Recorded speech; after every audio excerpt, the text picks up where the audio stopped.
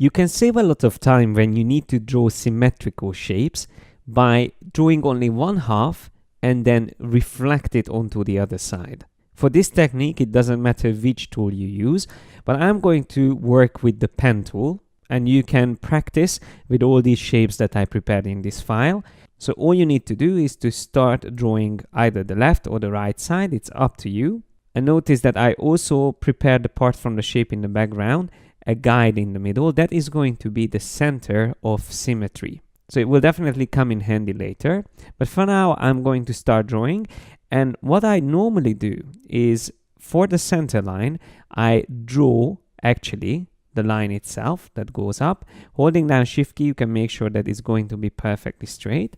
And I'm just going to remove the fill color. We don't need fill for this shape in the beginning while I'm drawing. I'm going to increase the size of the stroke a bit so we can just see it better. Now I can draw the heart shape. Once again, there's many different ways I could do this. I could even do this almost with just one line. If I hold down Alt, click and drag this point out here, then I can go all the way down to the bottom and drag it out like that. And then I can just hold down Alt again and change the shape slightly at the bottom. Now, this would create a nice curve, but it doesn't have that subtle change there at the bottom. Just to show you a combination of tools, I'm going to just click on this point here to add an additional anchor point. And then I can switch to the reshape tool, if you remember. And with that, I can just drag this point in and the other side slightly back. So immediately I managed to add that additional curve at the bottom. But now that we have half of the shape, I can even select it and press Shift X to swap the colors. And let's just set it to something different than the background. I'm going to choose blue, which stands out. Now comes the part which is the most important from this video, how to reflect this. Well, for that we use the reflect tool. The shortcut is O. It's easy to remember because it's a symmetrical letter. I think that's why they used it. So once you select this tool, then you can click either on the guide in the middle or on that point that is supposed to be on the symmetry line. So it's up to you which one you prefer. I'm going to click on that anchor point and then click and drag the whole shape and hold down Option Shift or Alt Shift on PC. So it's going to create a duplicate while reflecting the selected shape. Now don't forget that these are still two separate shapes, so you need to join them together. Once again, you have two options. You select both of them and use the shape builder tool and just paint across the two shapes to make it into one combined shape. Or you can also go into the Pathfinder and choose Unite. So that's how you draw symmetrical shapes using the reflect tool.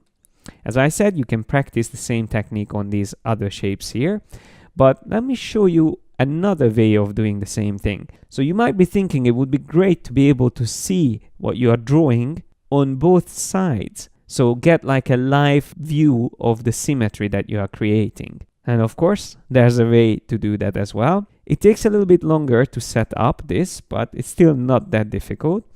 What I normally do is to use the line segment tool, and I draw a line in the middle. So it doesn't have to go all the way, but normally that's what I do, just to create that line in the middle.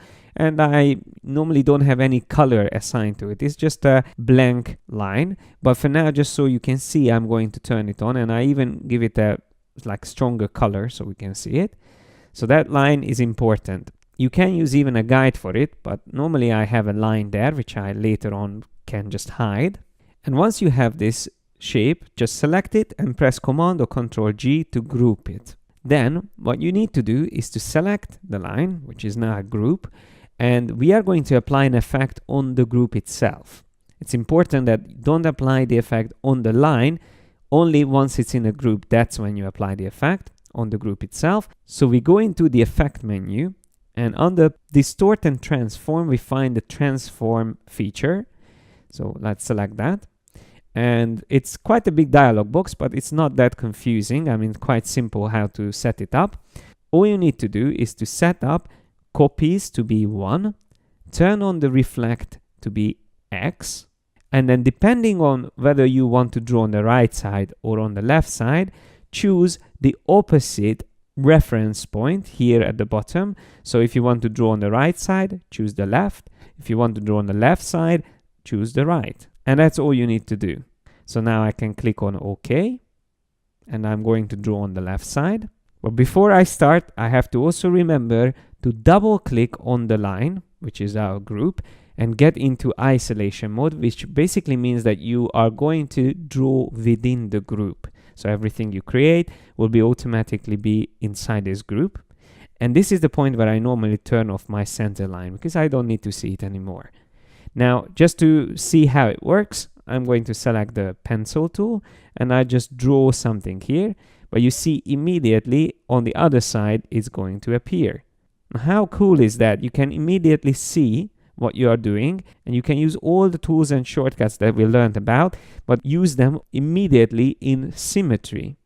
Now at this point, usually what I do is to select that line that we created in the middle, and I set it up the way I would like to draw. So I set it up to be red, and 1 point will be fine for now. And I'm going to just drag the top end down until it meets my actual drawing, just like that. And then of course I'm going to delete all this from here on the side, and then I will actually continue drawing from that center line. So I click on the top end of it, and then I can start drawing this shape. Now I would be able to go all the way there, but I'm just going to do it quickly and draw this point. There's another one. Alt click, draw another curve, and notice how it's being drawn at the same time on the other side. So I'm just going to hold down Shift key here and Shift again. So there's my closed shape. Now that we are ready with this, we can even press Shift X, so to swap the stroke to become the fill. Then double click outside, and notice that this other half we can't select yet because it's only an illusion. It's created by the effect that we have on the left side. You can see in the appearance panel that we have the transform effect, and that is what's producing that other half. Now it's perfectly fine to keep it like this. As you can see, I can move it apart and it looks great. And the good thing about keeping it like this is that if you want to make any amends, so let's just say select a point and move it a bit further up, then automatically the other side will update. So let's do a little bit more drastic change. I'm going to select the twirl tool and make this brush bigger and add a twirl on one side, and you see immediately the other side appears. So as long as you keep the transform effect live, it's going to automatically update on both sides, which is great. But if you want to merge the two sides together and make sure it's not working in symmetry anymore, then what you should do is to go up to the object menu and choose Expand Appearance, which is going to basically flatten the effect. And you can already see in the layers panel now we have two actual physical sides. And having them selected, just use the shape builder, paint over it, and then again you have the same result as we did with using the reflect tool before. So these are the two different techniques that I normally use when I do symmetrical drawing. It's good to practice both of them because each of them has their advantages. I would say the reflect tool is much faster and easier to set up. So for simple shapes, that's great.